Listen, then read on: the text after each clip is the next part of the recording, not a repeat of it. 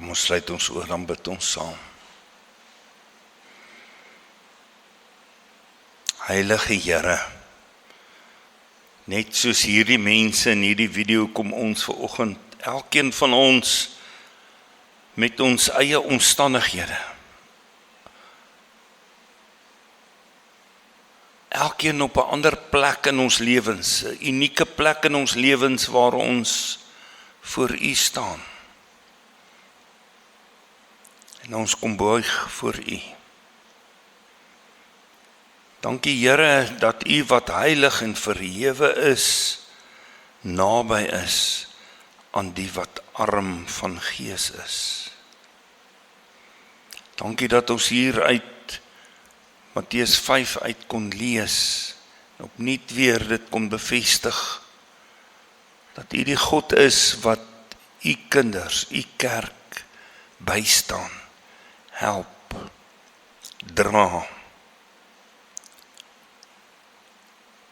Here, ons hoor hoe U die armes van gees, die treurendes, die sagmoediges, die wat honger en die wat dors na geregtigheid, gelukkig noem. En hoe weet ons dat hier binne in ons is daar 'n stryd.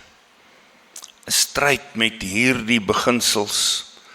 Ons harte is nie altyd arm van gees nie. Ons is nie altyd sagmoedig nie. Ons soek nie altyd eerste U geregtigheid nie. Daarom kom verootmoedig ons voor U. Dankie dat ten spyte daarvan ons geloof in U saam kan bely. Wanneer ons dit vandag doen, doen ons dit saam met die kerk uit alle eeue, oral op hierdie aarde. Ons glo in U, Vader, Seun en Heilige Gees, nie omdat ons geloof volmaak is nie, maar omdat U getrou is en U ons nooit verlaat nie. Dankie Jesus, U wat self die pad van hierdie saligsprekinge geloop het, dit aan ons kom demonstreer het. U was arm, sagmoedig, barmhartig, rein van hart, vervolg ter wille van geregtigheid. U het die koninkryk vir ons oopgemaak deur U kruisiging en opstanding. O Heilige Gees, ons bid dat U ons harte sal oopmaak vir die woord. Ons gaan dit lees, ons wil dit oordink. Here, en ons wil dit in ootmoed doen. Ons wil dit in nederigheid voor U kom doen. Ons wil hoor. Laat U woord ons troos waar ons treur. Ons vorm soos klei in die pottebakker se hand. Ons reinig waar ons onrein is. Stuur ons dan na hierdie erediens as vredemakers die wêreld in, mense wat U vrede soek. Spreek Here, U gemeente luister, in Jesus se naam. Amen. Terwyl ons so sit, my gees, my siel, my liggaam.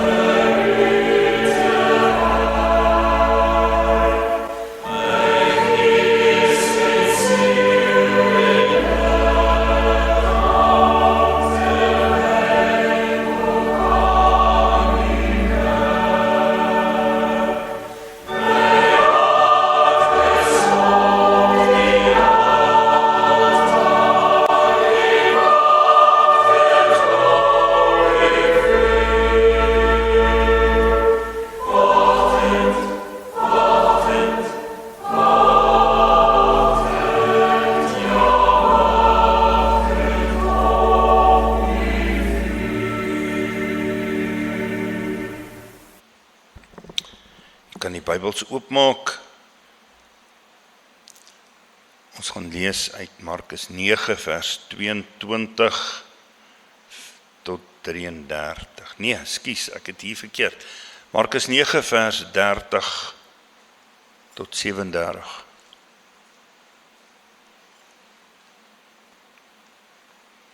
Dis die tweede lydensaankondiging. Hulle het daarvandaan vertrek en deur Galilea gereis. Jesus wou nie hê dat iemand daarvan weet nie. Hy was immers besig om sy disippels te leer, net vir hulle gesê, die seun van die mens word in die hande van mense oorgelewer, en hulle sal hom doodmaak, maar 3 dae nadat hy doodgemaak is, sal hy opstaan. Hulle het hierdie uitspraak nie verstaan nie, en was bang om hom daaroor uit te vra. Hulle het in Kapernaum aangekom. Toe Jesus by hulle in die huis was, vra hy vir hulle, waaroor het julle op pad geredeneer? Hulle het egter stil gebly, want hulle het op die pad onder mekaar gerede kawel oor wie die belangrikste is.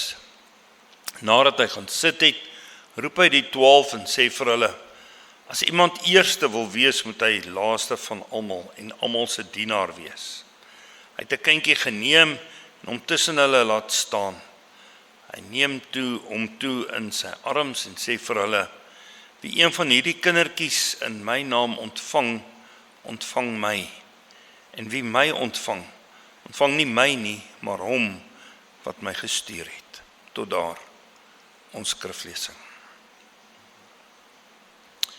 Ons tema vir oggend, van selfverheffing tot selfverloning.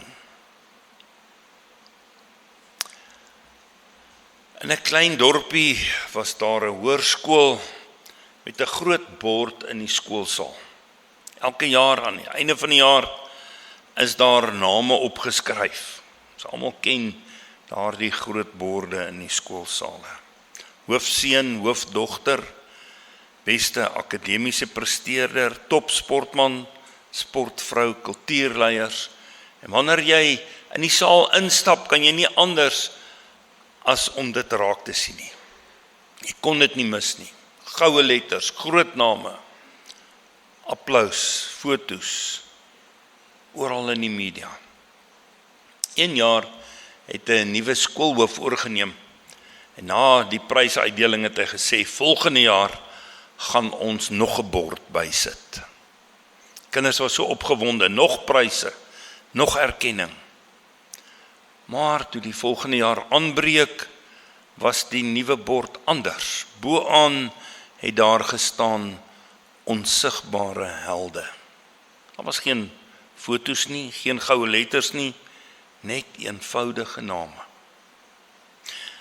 Die hoof het verduidelik, die seun wat elke oggend vroeër kom en stoele en tafels regpak. Die meisie wat elke pouse by die nuwe leerder gaan sit, wat alleen is. Die rugbyspeler wat na oefening help om rommel op te tel sonder dat iemand vra. Die leerder wat haar klasmaat help leer het, al het sy self nie erkenning daarvoor gekry nie. Hierdie mense se name kom op daardie bord. Die saal was stil. Hierdie name was nie die name van die gewildstes nie, nie die bekendstes nie, nie die invloedrykes nie. Maar dit was hulle wat die skool gedra het. En net so lees ons hier in Markus 9 van Jesus het gekom en hy het 'n punt bereik waar hy besef het sy tyd is nou min. Hy gaan binnekort gevange geneem word, gekruisig word, moet sterf. En hy het min tyd om sy disippels die kern van sy menswording te verduidelik. En daarom begin hy hom op hulle toespits, nie meer op die skares nie. En terwyl hulle so stap, terwyl hy in hierdie gemoedstemming is om hulle dit te leer, stap hulle en redeneer onder mekaar wie gaan die belangrikste wees wanneer hy aan bewind kom. Totaal en al op 'n ander vlak. Hulle leef ook net soos ons in 'n wêreld waarin sukses gemeet word aan status, aan sigbaarheid, invloed, aantal volgelinge. En selfs in die kerk gebeur dit. Wie is die belangrikste? Wie kry erkenning? Wie die meeste invloed? En dan, wanneer dit gebeur, kom Jesus en hy kom vat 'n kind en hy demonstreer sy beginsel deur sy arms om hierdie kind te sit en die kind in die middel te sit en te vra: wie is die belangrikste in die koninkryk? In daardie tyd was 'n kind nie belangrik nie. Ons het ook die gesegde wat sê kinders moet gesien word, maar nie gehoor word nie. Kinders moet daar een kant wees, hulle is nie invloedryk nie, hulle is nie eerbaar nie, hulle moet net daar een kant wees. Maar Jesus kom en hy sê, wie eerste wil wees, moet laaste wees. Met ander woorde, in God se koninkryk is daar 'n ander bord, nie 'n bord van sigbaarheid nie. Nie 'n bord van goue letters met name van persone wat belangrik is nie, maar 'n bord van diensbaarheid. Die name wat daarop is dikwels name van mense wat nie altyd raak gesien word nie.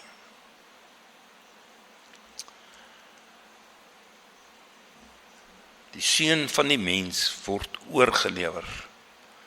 Hulle sal hom doodmaak. Hy sal opstaan. Ek dink, toe die disippels hierdie woorde gehoor het, het hulle net die eerste gedeelte gehoor, en dit was vir hulle so skok, dat hulle nie eers gehoor het, hy gaan na 3 dae opstaan nie. En hulle het dit glad nie verstaan nie.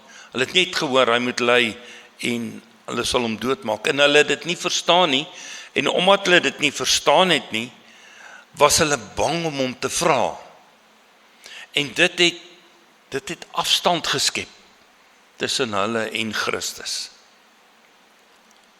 En dikwels gebeur dit met ons ook so, dat wanneer iets gebeur wat ons nie verstaan nie, dan is ons bang om na God toe te kom en by hom te kom kniel en vir hom te vra, Here, wys vir my u doel hierin. En omdat ons nie verstaan nie, bly ons weg van hom af, vermy ons hom. Want dinge gebeur nou anders as wat ons dink. Die disippels redeneer onder mekaar. Wie is die belangrikste? Hulle het 'n aardse verstaan van die Messias. Hy gaan, as dit ware, op 'n wit perd Jerusalem inry, nie op 'n donkie nie. Hulle verwag posisies van aansien op die nuwe aardse koninkryk. Ons kan maklik op hulle neersien. Hoe dom, hoe kortsigtig was hulle nie. Dit is vir ons maklik om te sê, maar hier was Jesus by hulle en hy het vir hulle al hierdie dinge geleer en ons kan dit nou so maklik raak sien en verstaan en hulle was regtig kortsigtig om dit nie te verstaan en nie in te sien nie. Maar ons moet oppas, ons is dalk net so kortsigtig. Miskien is ons onkunde net 'n bietjie meer gesofistikeerd, meer modern. Ons het veral verlede Sondag besef, ons kan God nie vasvat in ons denkraamwerk nie. Ons is maar menslik, ons is soveel kleiner. En hy is God.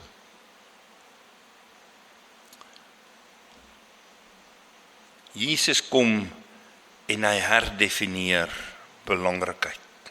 As iemand eerste wil wees, moet hy laaste van almal en almal se dienaar wees. Nou ek wil graag, ons gaan nie vandag, ek weet julle is nou al op 'n hoër vlak as net een Griekse woord. Ons gaan 2 Griekse woorde leer vandag. Die eerste Griekse woord is diakonos. Diakonos is waar ons Afrikaanse woord diaken vandaan kom. En dis die woord wat hier gebruik word. Elkeen, hy sal almal se dienaar wees. 'n Diakonos wees. Nou 'n dienaar is, dit wys op dit wat jy doen. Dis nie jou status nie. Dit is wat jy doen. Jy's 'n bedienaar, jy's 'n helper. Jy's iemand wat diens verrig. Die fokus is op die aksie, op dit wat jy doen. 'n Praktiese diens aan ander, vrywillig beskikbaar. Die ander woord is doulos. Doulos is 'n slaaf. Nou 'n slaaf is iemand wat aan 'n meester behoort, wat nie sy eie regte het nie. Dit is 'n status of 'n posisie wat iemand beklee. Totale onderworpenheid, gestroop van sy eie identiteit. Hy behoort aan iemand anders. Nou, dis nie die woord wat Markus hier gebruik nie. Hy gebruik nie die woord slaaf nie, hy gebruik die woord diaken, diakonos. Iemand wat diensbaar is. As iemand eerste wil wees, moet hy laaste van almal en almal se diakonos wees. Met ander woorde, aktief, diensbaar. Ek het gistermiddag hier 'n paartjie getrou en die voornemende bruid destyds het vir my gesê, want ek vra vir hulle altyd watter teks wil julle hê moet ek uitpreek, en dan is dit gewoonlik die aanstaande bruid wat sê wat 'n teks sy wil hê. En sy het gesê ek moet Genesis 2 vers 18 waar die Here sê dat dis nie goed dat die mens alleen is nie, en hy sal vir hom 'n helper maak, 'n gelyke. Daai helper, daardie Hebreëse woord beteken wat diakonos ook beteken. En dit is dat in die huwelik, en so is dit ook vir ons as Christene, as deel van God se kerk, is ons daar om mekaar te dien. Nie terwille van myself nie, maar terwille van die ander.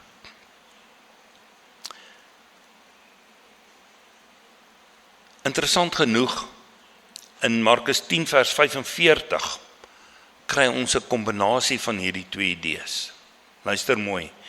Die seun van die mens het nie gekom om gedien te word nie, maar om te dien. En dit is hierdie diakonos. En sy lewe te gee as losprys vir baie. En hierdie om sy lewe te gee as losprys vir baie, en die feit dat Jesus hier as die seun van die mens aangespreek word, dui op die feit dat hy die knegg van die Here is, die doulos. Hy's die slaaf, hy's die knegg, hy's in Jesaja die een na wie al die profeseë verwys, die een wat kom lei. En dan in die Nuwe Testament kry ons hierdie beeld ook. Aan die een kant is ons doulose, slawe. Paulus sê in Romeine 1 vers 1, sê ek is 'n slaaf. Die brief wat hy aan Rome skryf, sê hy, Paulus, 'n slaaf van Christus Jesus. Met ander woorde, ek is gestroop van my eie identiteit as mens, dat die eie ek so belangrik is, en dat Christus die een is, wat my identiteit as mens heeltemal oorneem. En daarom sal my handelinge, die manier hoe ek leef, diakonos wees. Prakties dien. En dan kom Jesus en hy bring hierdie kind voor hulle. En hy sê vir hulle, die koninkryk, God se koninkryk, behoort aan sulkes. En as ons nou mooi kyk daarna, dan besef ons, maar dit beteken nie, jy moet 'n kind wees nie, en groot mense kan nie daaraan behoort nie. Dit beteken dat ek, wat my mensheid aanbetref, soos 'n kind, dit moet minder ag.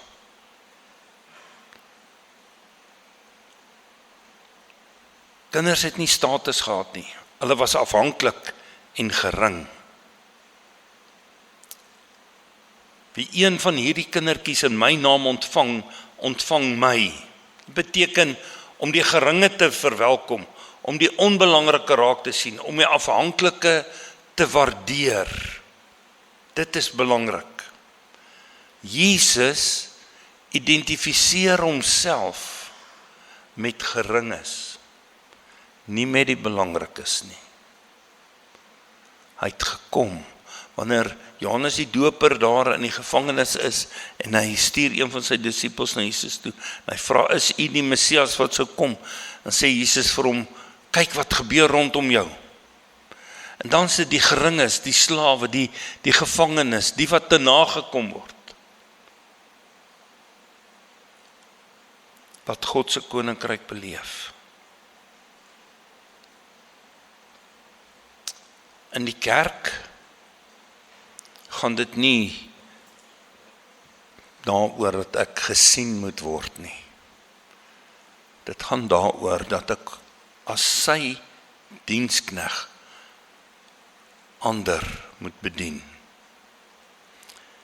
Die vraag vir ons is, dien ons mekaar of kompeteer ons? Sien ons die onbelangrikes raak? Ontvang ons die wat niks kan teruggee nie? Die wêreld sê klim hoër. Jesus sê buig. Die wêreld sê soek erkenning. Jesus sê soek om te dien. Die vraag van die teks is nie wie is die belangrike nie, maar is jy bereid om laaste te wees terwille daarvan dat Christus eerste kan wees? Ek het so 'n paar praktiese dinge, net vinnig so 3. Hierdie week gaan uit en dien iemand wat nie kan terugbetaal nie. Gee iets van jouself aan iemand wat jou niks kan teruggee nie. Sien iemand raak wat gewoonlik misgekyk word. Kies om laaste te wees waar jy gewoonlik eerste sou wees. Stel jou lewe voor as 'n dokument. Onder aan die dokument is 'n streep waar 'n handtekening gemaak kan word. Die wêreld sê onder aan jou lewensverhaal skryf jou handtekening groot. Dis jou legacy. Maak jouself bekend, bou jou merk. Evangelie sê iets anders. Oor my lewensdokument is Jesus geskryf. Hy het my vrygekoop. Ek behoort aan hom. Ek is sy disipel, sy knegg, sy slaaf. Ek is syne. En daarom dien ek. Daarom sal ek sy voorbeeld volg. Mag ons lewens in die stilte, in die nederige voorbeeld van Christus volg. Eiendom van hom in diens van my medemens tot sy eer. Amen. Kom ons bid saam. Here, vergewe ons waar ons ook soms soek na erkenning van die eie ek, status, selfbelang.